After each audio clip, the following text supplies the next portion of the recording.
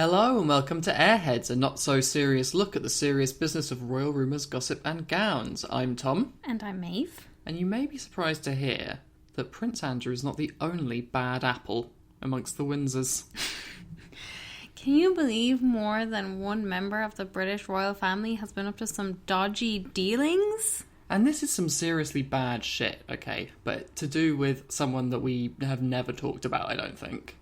Yeah, I can't remember, but we are speaking of Prince Michael of Kent, who is the Queen's first cousin. They're apparently very close. He was the page boy at her wedding to Prince Philip. And now he is allegedly selling privileged access to Vladimir Putin's regime. This absolutely blew my mind. So he was covertly filmed at a business meeting as part of a joint investigation by the Sunday Times and Channel 4's Dispatches programme, which has been looking into allegations that members of the royal family were trading on their links to the Queen for personal profit.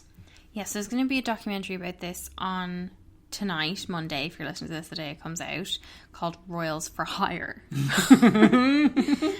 But with Prince Michael, prospective clients seeking favours from the Kremlin were told he could be hired for £10,000 a day to make representations to the country's leadership. And he confirmed that he would give the client's company his royal endorsement in a recorded speech for a fee of $200,000 or £142,000. And that he was more than happy to use his home in Kensington Palace next to Prince William and Kate's apartment as the backdrop to impress all of the company's investors. This is just absolutely nuts to me, because I feel like the last time we heard so much furore about whether or not people are allowed to use royal titles for personal gain, it was about the Sussex's Instagram account and whether they could keep the name Sussex Royal. And then this is actually dodgy shit. The way they got this information was they had secret undercover reporters who were pretending to be representatives of a South Korean gold investment company who wanted to get Prince Michael of Kent on board so that they could get some better dealings with Russia. Yeah, they wanted to capitalise, they said, on the connection between gold and the monarchy. And he was really into that idea. He said, that idea makes me very happy. So,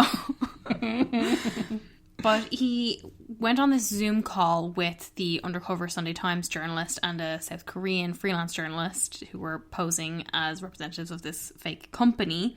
And Prince Michael was joined by his friend and business partner of 30 years, the Marquess of Reading, who told these undercover reporters at the meeting that Michael was able to take advantage of his role as Her Majesty's unofficial ambassador to Russia to gain access to decision makers in the Kremlin.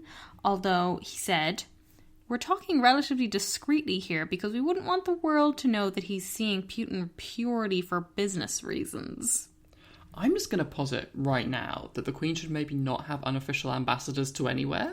Because it reminds me of when she sent Andrew, when he was not meant to be doing any work, to go meet the Chinese ambassador.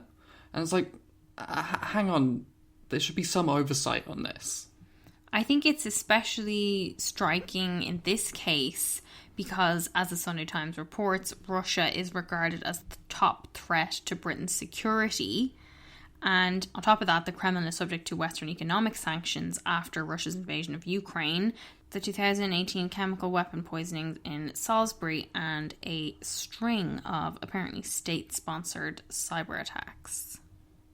Last week, Marina Litvinenko, who's the widow of the Russian dissident Alexander Litvinenko, who died from polonium poisoning in the UK back in 2006, she said that Putin's regime had assassinated her husband and that it's grotesque that a member of the royal family should try to make money from access to the Russian leadership. She said, conducting any business with Vladimir Putin's regime is inappropriate. It shows you don't care about human rights, democracy, about the people who are dying in Russia and what he did to your own citizens on UK soil. Yeah, I mean, it's just shocking that any member of the British royal family would think that this is an appropriate thing to do. Yeah. And it suggests that maybe they were concerned about how appropriate it was if the Marquess of Reading was emphasising discretion in the way that he is quoted as having done. A Conservative MP, Bob Seeley, who's a member of the Foreign Affairs Committee, said that Prince Michael was damaging UK interests by dealing with the regime, and said, "No one, regardless of their rank, should be selling private, privileged access to the Russian leadership for foreign businesses trying to curry favours from the Kremlin." It's wild that someone needs to say that to the royals. But that's coming from a Conservative MP as well. Yeah. Surprising, because normally they'll bend over backwards to excuse the royals. But in a statement last week, Prince Michael said that he did not have a special relationship with Putin. This was in contradiction to the claims by the Marquis of Reading, which had been made while he was negotiating lucrative fees with the undercover reporters on the prince's behalf. Yeah, and the statement that he put out said that Prince Michael hadn't been in contact with Putin or his office for almost 18 years. I think that's because the last photograph of them was taken in 2003. But the Sunday Times mentions leaked documents which show that an event was held at Kensington Palace in 2013 under the joint patronage of Prince Michael and Putin. And that was being used by the markets to sell access to Putin. One document he sent outlined how sponsors would be given opportunities for building relations with senior Russian political and business leaders, including personally meeting President Vladimir Putin. A personal meeting with, like, the president of a country? That is, like, a massive deal. But last week, the Marquis issued a statement saying he had overpromised during the meeting with these undercover reporters and that he was truly regretful. Yeah, and I thought the kind of language he used was very interesting, that he was saying that Prince Michael is very much above all of the political stuff. He can't get involved with that, but he can kind of get involved in terms of political figures. And it was just very tricky kind of language he was using the whole time. So I can see why he is now saying he feels truly regretful. Regretful that he got caught, I'd say. I think it's, like, quite clear to us and you guys as well that you've had, like, the Queen with her Queen's consent stuff that we were talking about. Andrew, we all know about. But, like, this as well, it just shows how many of the members of the royal family are abusing their roles. And, like, that's not even going into the things like allegations of racism in Charles's office against, like, a senior member of Charles's staff. But when are we going to see people actually piecing these all together and coming to the conclusion that actually the whole institution is rotten? These aren't isolated incidents. It's not all just singular bad apples. Yeah, and I think it's worth pointing out that although Prince Michael isn't like a high-ranking royal and he doesn't receive money from the sovereign grant, his police protection in the UK and when he's abroad is paid for from the public purse, and he's also occasionally given British embassy accommodation during his trips to Russia. So, you know, he's still got a lot of perks, even when they're not on the sovereign grant money. Yeah, and he lives next to Will and Kate. He's got a HRH. He has all his titles. Yeah, all his military honours and stuff. But, I mean, I do think it's unfortunately quite possible that this is going to be easy for the royals to shrug off. Yeah, but that's why we wanted to start with it today. And we will watch this documentary and see is there anything else in that. But this was quite extensive from the Sunday Times. If we were maybe not that shocked at this kind of behaviour from a royal, we were shocked by Will and Kate changing their Instagram handle this week. Kensington Royal is no more. Now when you go to @Kensington Royal, you get this account that has 0 followers and a little white icon with C @Duke and Duchess of Cambridge for official account, because that is their new handle, and quite a mouthful it is at that. Yeah, it's very long.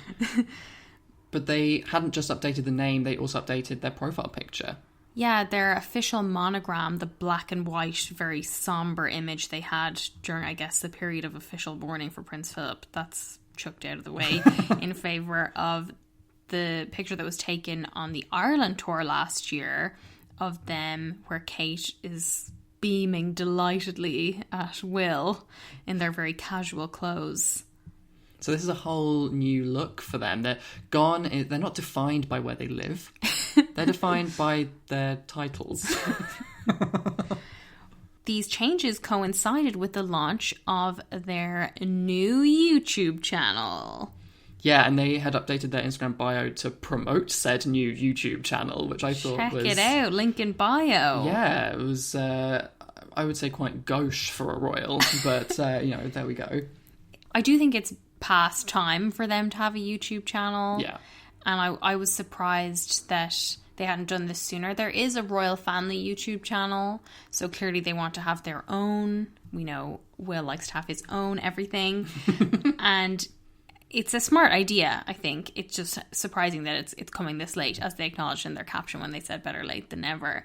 But it launched on Wednesday, and the first clip was a 25-second video cycling through clips from various royal events, including the sheep shearing and when they were chatting with David Attenborough. But those clips were sandwiched between two sort of blooper style shots of Will and Kate's banter.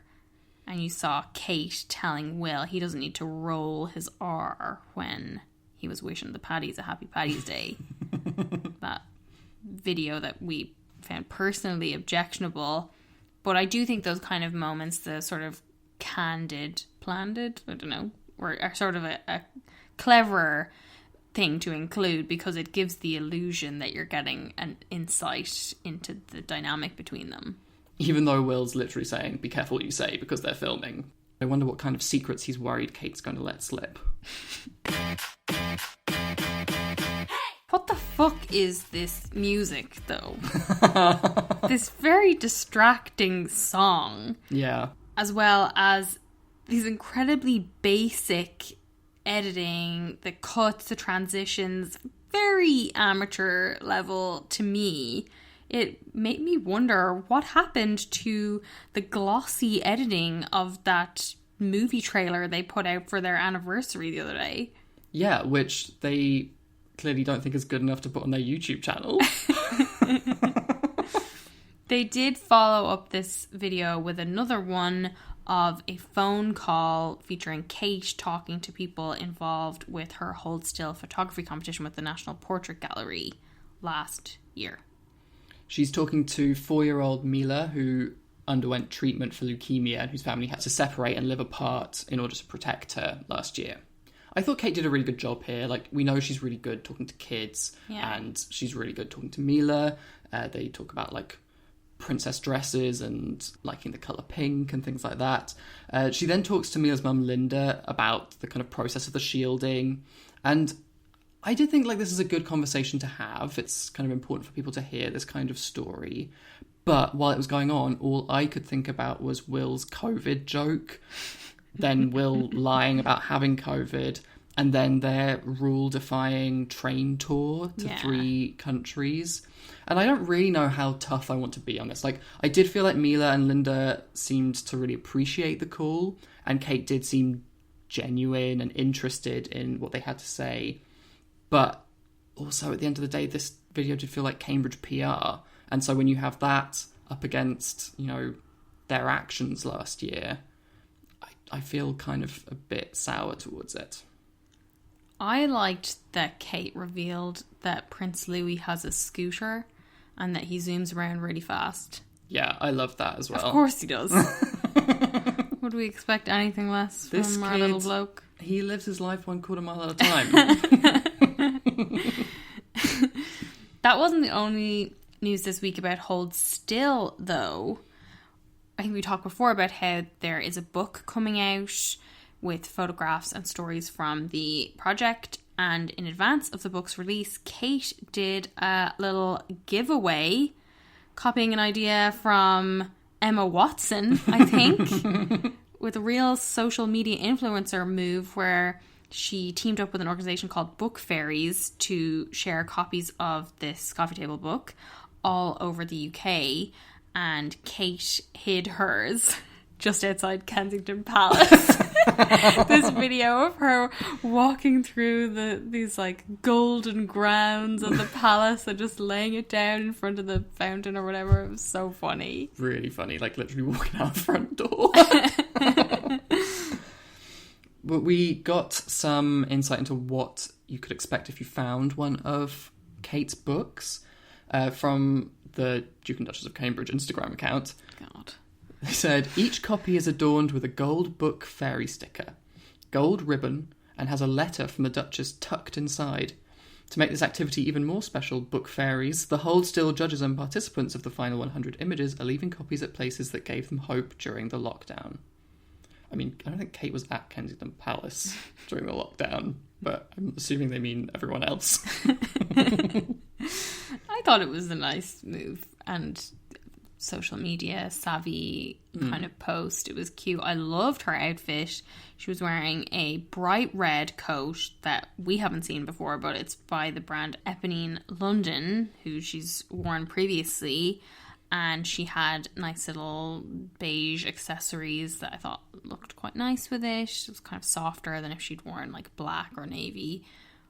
And she accessorized with her old favourite, A skin tone plaster on her left thumb. my God, was it the first ever episode we talked about the mystery of Kate's plasters? Yeah, it was really early on, yeah. And now they return again. So funny. But I was wondering if anybody else thinks this is an awful lot of social media activity from Will and Kate coming fresh off a 4-day boycott. The one that we talked about last week. It was like a nationwide social media boycott calling attention to racism in sport. In football? Yeah. Well, they had to make up for lost time, Tom. Is that the point of the boycott, though? I mean, they already just gave the photo of Charlotte that they were going to post to the Buckingham Palace social team to post instead. And then they followed up with like, oh, let's actually create another social media account. Well, you know, maybe TikTok is next. I can't wait to see what they have to do on TikTok. While we're talking about the book, though, there was an interesting timing with this book this week because we also heard that Meghan Markle has written a book, a children's book, called The Bench, which is illustrated by Christian Robinson, who is an acclaimed children's book illustrator, and it's being published by Penguin Random House. Ka-ching! Yeah, big money. Yeah. I presume. You'd think. So this book explores the father-child relationship in various different families, including a rather familiar-looking red-headed soldier. Yeah, one of those illustrations is definitely meant to show Archie and Harry. Yeah. It's cute. And it's based on a poem that Meghan wrote for Harry for his first Father's Day back in 2019. Which is pretty much the most Meghan thing you could imagine. Yeah. It's going to be coming out on the 8th of June, so that's a couple of weeks before Father's Day, which is the 20th, so it's clearly time to target that holiday and maybe possibly suggest that Meghan isn't due to give birth until a bit later in the summer, if she might be promoting it before maternity leave. I mean, it's none of our business. Just speculating. It's also, that's 4 days before trooping. So she's not releasing it on the same day. I thought the illustrations were very nice. I thought they were quite sophisticated in their colour palette, which was maybe not what I was like super into when I was a child, because I liked things that were a lot brighter. But maybe tastes have changed, and I imagine that Archie has like a very refined vision. I think that it did strike some people, certainly some royal reporters like Richard Fitzwilliams, who wondered what Meghan was doing writing a book about fathers when her relationship with her own father, Thomas Markle, is so publicly messy.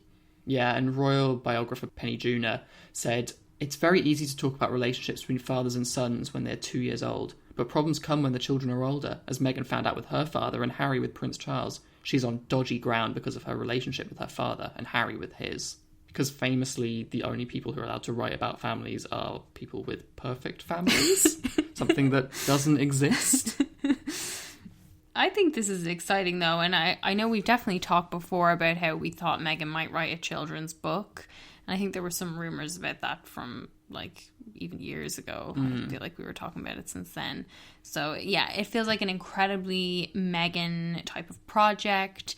I think it's exciting to have her doing something that's not on camera. Yeah. And I am sure it's going to do phenomenally well. Yeah. No, I'm excited for it. We're probably not going to do like a review of it or anything because it's a kid's book. Yeah. But we'll check it out. But speaking of things that are very Megan, I thought that their approach to Archie's second birthday this week was incredibly Megan. Of course it was. So we got a new photo of Archie on the Archewell site, which was done in the kind of sepia tones to match the branding of the site. And the photo was accompanied by a message that thanked people for all the warmth and support that's accompanied Archie's birth and birthdays over the last couple of years, and referencing the fact that many of you donate to charities on his behalf and mark the occasion by giving back or doing an act of service, all through the goodness of your hearts. Yeah, and this year, Harry and Meghan decided to sort of link Archie's birthday to vaccine advocacy, and they pointed out that 80% of administered vaccines so far have been in wealthier countries. So they asked people to donate to Archewell, and each $5 donation would cover a dose of the vaccine for someone in need. But that Archewell would, through their partnerships, increase that $5 to $20. So they'd cover 4 doses of vaccines. It's a really great initiative, but I did think it was so smart because, you know, Archie is such a key part of the Archewell origin story. He's been linked to it since the very first time we heard about it. So I thought it was very clever to tie his birthday into something like this. Yes. And I also thought it was good that they are increasing donations in this way, matching them. Yeah. Because there is something a bit, like, sus about millionaires asking you to donate in order to help people. Yes. When you're like, well, you have loads of money, you do it. But, you know, using Archewell in this way to amplify people's contributions is so Megan. Yeah, and it gets around that sort of uncomfortable feeling about millionaires asking people to fund vaccines. Yeah. Harry and Meghan also joined Global Citizens' Vax Live campaign ahead of the big concert that was held on Saturday to reunite the world. Such a funny name. I mean, great cause, but such a funny name. The Vax Live, if you don't know, aims to inspire vaccine confidence worldwide and help get COVID-19 vaccines to everyone, everywhere. It's also a real star-studded event, Tom, hosted by Selena Gomez, with performances by the likes of the Foo Fighters, Jennifer Lopez, NCT 127. Oh my god. Can Meghan or Harry name any NCT song? No. Did they enjoy NCT's performance last night? Are they going to watch the NCT Hollywood talent show? Because I think they will, because they love The Voice. Yeah, that's true. Well, maybe they'll make an appearance on NCT Hollywood. Give a little pre-recorded message. But Meghan did do a pre-recorded message for Vax Live, in which she talked about how women have been disproportionately affected by the pandemic. And she said, "Women, and especially women of color, have seen a generation of economic gain wiped out. Since the pandemic began, nearly 5.5 million women have lost work in the U.S., and 47 million more women around the world are expected to slip into extreme poverty. But if we work together to bring vaccines to every country and continent, insist that vaccines are equitably distributed and fairly priced, and ensure that governments around the world are donating their additional vaccines to countries in need, then we can begin to fully rebuild.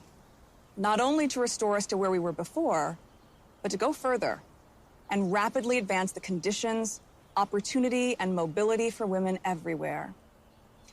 My husband and I are thrilled to soon be welcoming a daughter. It's a feeling of joy we share with millions of other families around the world. When we think of her, we think of all the young women and girls around the globe who must be given the ability and support to lead us forward. Their future leadership depends on the decisions we make and the actions we take now to set them up and to set all of us up for a successful, equitable, and compassionate tomorrow." I thought this was a great message, very in keeping with the things Meghan is very passionate about. I liked how she tied it to her daughter and made it personal. She obviously knew that would garner a lot more coverage for it and brought that sort of personal touch to it that really appeals to people.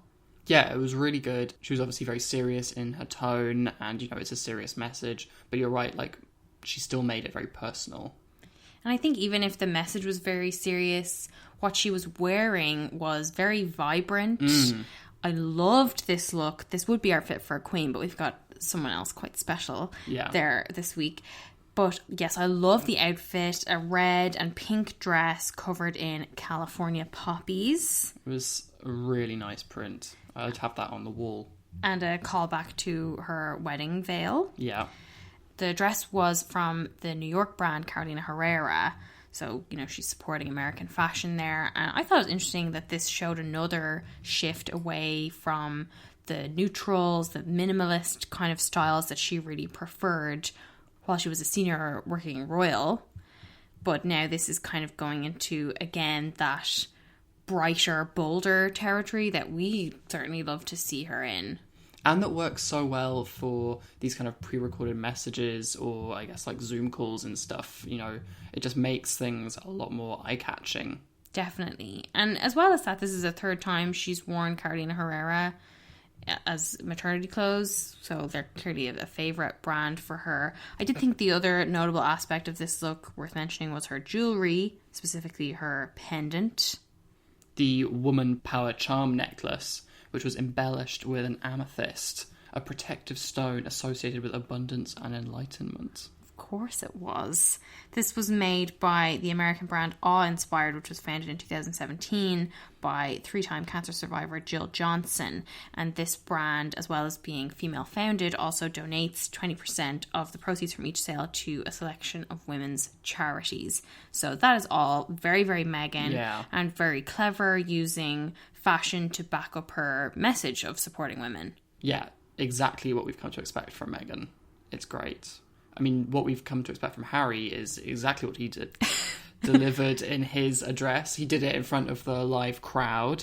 He was also talking about vaccine inequality and access to the vaccine around the world.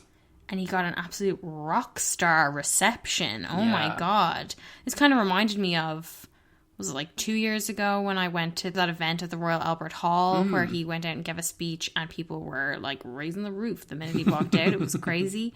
And I feel like that must be very exciting, very reassuring for him, probably, for his sort of first public appearance or appearance in front of a big crowd in the US to get that kind of reception. Harry and Meghan also wrote an open letter on behalf of Vax Live to the CEOs of the companies that have made the vaccines, thanking them for their work, but urging them to commit more doses to low-income countries, speed up production, and temporarily suspend intellectual property concerns. So getting almost political, I guess, when you're kind of targeting big business in that way. But, I thought that was admirable. Yeah, I like that they're doing that kind of work. Yeah. Back to Archie's birthday, please, Tom. Yes.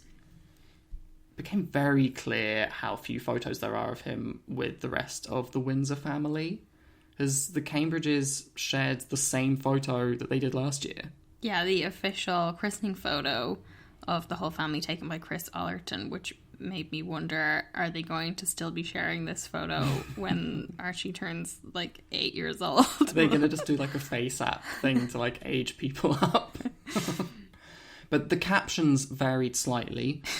Last year they said, "Wishing Archie a very happy first birthday today!" ! Red balloon emoji.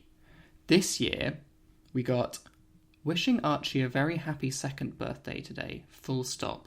Red balloon emoji, cake emoji." And I want to know, is the warmth that you lose by using a full stop made up for by the addition of a cake emoji? Or are they saying you want to have your cake and eat it too? I wouldn't go that far, but I have to say that the full stop was ill-advised. Yeah, I'm personally very sensitive to a full stop. I immediately start wondering what I've done to piss someone off.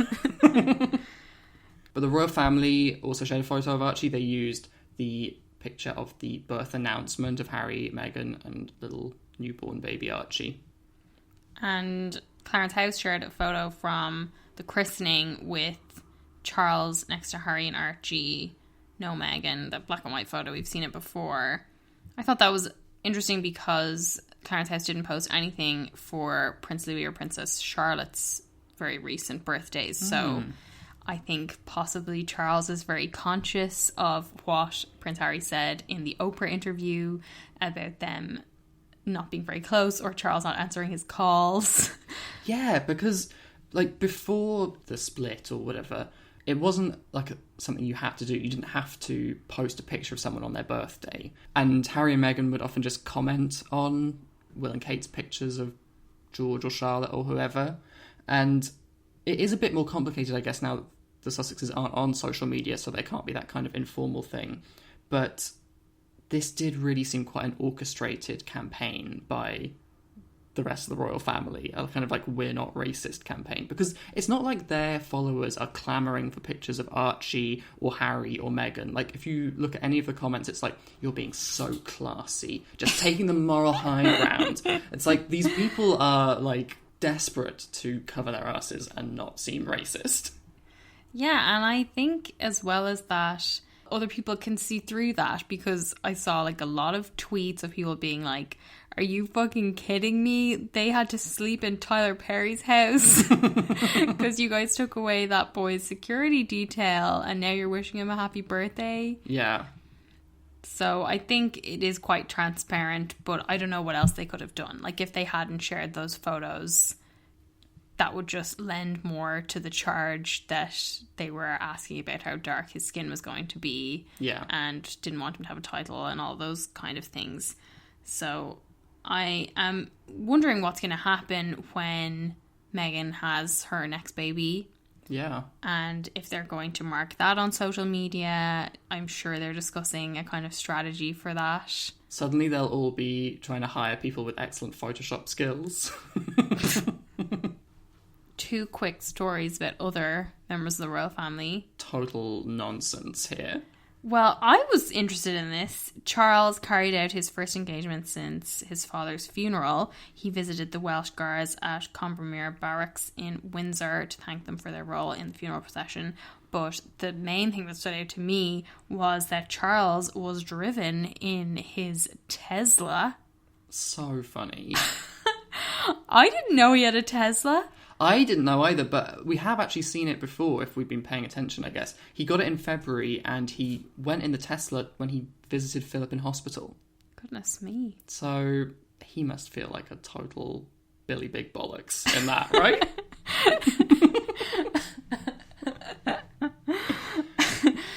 The other story I wanted to mention is that the Queen is selling beer now. Yeah, so while Charles has got his Tesla, the Queen, I guess, is now into craft beer. She has approved the sale of a range of beer brewed from plants grown on Sandringham Estate in Norfolk.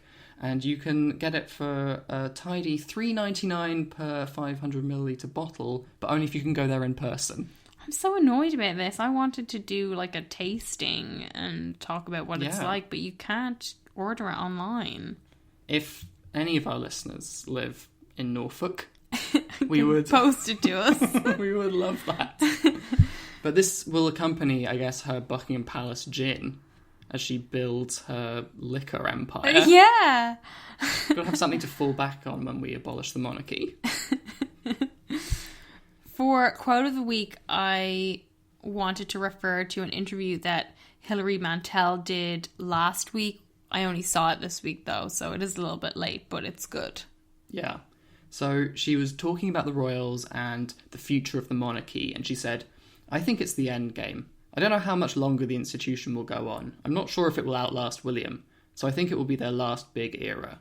Yeah. Yeah. Windsor's endgame. Let's do it. Yeah, I mean, we can hope.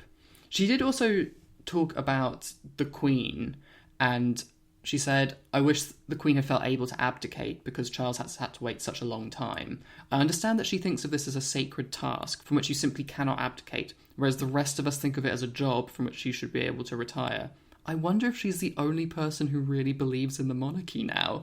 And I'm sure she believes with all her heart. So funny that the Queen would be the only person to believe in the monarchy, but I can kind of see it. Yeah, and she wrote a really interesting essay, I think it was for the London Review of Books in 2013, which got a lot of heat because of some things she said about Kate Middleton, but it was called Royal Bodies, and she also talked about the Queen and a bunch of other stuff in there. It's really interesting. I'm pretty sure we've mentioned it before, but if you haven't read it, I would recommend checking that out. Fit for a king this week. Oh, it's our little king, Archie, Denim King. Yeah. In his birthday portrait, we loved the balloons, loved that simple jumper, and loved the jeans. You love the jeans. Yeah, because I also wore jeans on my recent birthday and I had balloons. So I felt a real kinship. I also liked his little Nike Revolution trainers. Oh, yes. What Vive kind la of revolution! Yes. What kind of messaging is Meghan sending through his clothes already? We love it. Someone had messaged us asking about Archie's hair color, and there was a conspiracy theory about whether they are trying to hide his hair color, and is his hair really red or is it not very red? Are they suggesting that the hair is redder than it really is in the illustration from their Christmas card? Yeah, they kind of see that as maybe a reason for using these kind of black and white images or the kind of sepia tones. But I mean, I really feel like that started as like a purely aesthetic choice, the kind of black and white photos of Harry and Meghan around their wedding and stuff. But I had thought that maybe that plus the kind of duotone stuff they use on the website might serve to prevent these kind of racist freaks commenting on Archie's skin colour or trying to like compare it to other people, or, you know, all that kind of unwanted attention which they already talked about coming from the family. Yeah. But I hadn't considered it to be like a hair thing, although I guess people are really obsessed with whether or not he has red hair like Harry. Yeah, I think they, like you say, just prefer black and white, but I think it also serves that function of kind of obscuring or obstructing discussions about the tone of his skin, or indeed the tone of his hair. Yeah. And just in general, I suppose, that plus the way they take a lot of the photos like from the back and stuff, just making him like not super recognisable and like not having his likeness plastered over everything. Yeah, and it's something that doesn't look as good in print. So it's not going to make as much of a striking front page picture if the tabloids wanted to run it. I don't even know if they did run it, actually. I'm not sure if they have permission to use it. Right. That brings us to first in line. I'm going to go with Meghan this week, Tom. Yeah, I'd agree with you there. Not just for writing a children's book, being a published author, and her vaccine advocacy work, but also because she won the rest of her copyright claim against Associated Newspapers, publisher of the Mail on Sunday. She won most of the case back in February regarding the misuse of private information. The last matter that they needed to clear up was whether or not Meghan was the sole copyright owner of the letter that she wrote to her father, Thomas Markle, and which was published by the Mail on Sunday. Yeah, we talked about this in detail at the time, and we talked about how there was a suggestion that Jason Nauf, the former communication secretary, may have been a co-author of this letter, something that he emphatically denied in the High Court on Wednesday last week. So this means, as Meghan's lawyers argue, that the letter cannot be seen as part of a media strategy. So, total victory. I remember back in February when all this was going on, there was so much chatter about how the staff and former staff needed to be able to speak on this topic. But do you think we've now seen the end of that? Will people shut up about it? I hope so. Yeah. Hopefully this puts like a nice bow on top of it and Meghan can now move on. That'd be good. Speaking of moving on, next week, we've got our eyes on anything other than the Dispatches documentary? Yeah, well, I'll be keeping a very close eye on the Cambridge's YouTube channel. Want to see what's going to be going on there. But other than that, we don't really have anything planned other than we are going to do our merch, which we mentioned last week. But now we're finally ready to share our beautiful designs. Yeah, we'll be putting those on sale this week, so keep an eye out for that. And have a great week. Thank you so much for listening. Bye. Bye. By the way, you be careful what you say now, because these guys, they're filming I everything. know.